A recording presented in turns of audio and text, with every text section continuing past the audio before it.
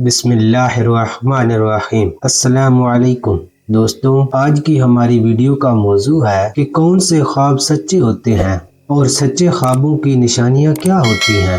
آپ بھی خواب دیکھتے ہوں گے اور آپ کے ذہنوں میں بھی یہ سوالات آتے ہوں گے کہ خواب کون سے سچے ہیں۔ اس کے متعلق حضور نبی کریم صلی اللہ علیہ وآلہ وسلم نے اپنی احادیث میں بتایا کہ سچے خوابوں کی 3 اہم نشانیاں ہوتی ہیں جن کو جاننا ہمارے لیے بہت ضروری ہے۔ اس بات کو جاننے کے لیے سب سے پہلے یہ سمجھنا ضروری ہے کہ سچا انسان کون ہوتا ہے۔ سچا انسان وہ ہوتا ہے جو ہمیشہ حق اور سچائی کا ساتھ دیتا ہے۔ اس کی باتوں اور اعمال میں ہمیشہ سچائی ہوتی ہے اور وہ جھوٹ، دھوکہ دہی اور فریب سے دور رہتا ہے۔ ایسے لوگ جو اپنی زندگی میں سچائی کو اپناتے ہیں، ان کے خواب بھی عموماً سچے ہوتے ہیں۔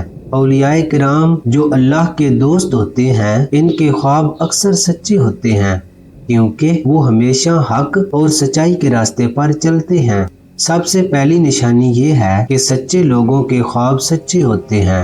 اس میں کوئی شک نہیں کہ جو لوگ سچے ہوتے ہیں ان کے خواب بھی سچے ہوتے ہیں، یعنی کہ جو لوگ زندگی میں سچائی اور صداقت کا دامن نہیں چھوڑتے، ان کو تھامے رکھتے ہیں، انہی لوگوں کے خواب سچے ہوتے ہیں۔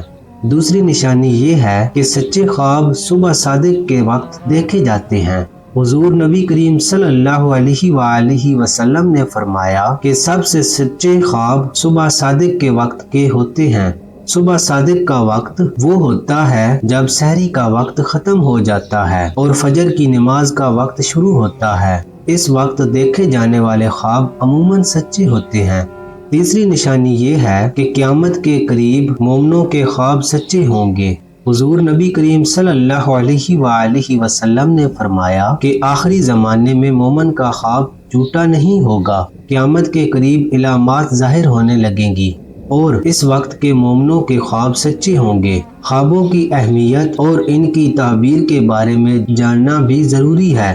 خوابوں کی تعمیر کو اسلامی تعلیمات اور علماء کی رہنمائی کے مطابق سمجھنا چاہیے تاکہ ہم ان خوابوں کے پیغامات کو صحیح طور پر سمجھ سکیں۔ دوستوں، امید ہے کہ آپ کو آج کی یہ ویڈیو پسند آئی ہوگی۔ اگر آپ کو ہماری ویڈیو پسند آئی ہو تو ہمارے چینل روشن واقعات کو لائک، شیئر اور سبسکرائب کرنا نہ بھولیں۔ اللہ آپ کا اور ہم سب کا حامی و ناصر ہو۔ اللہ حافظ۔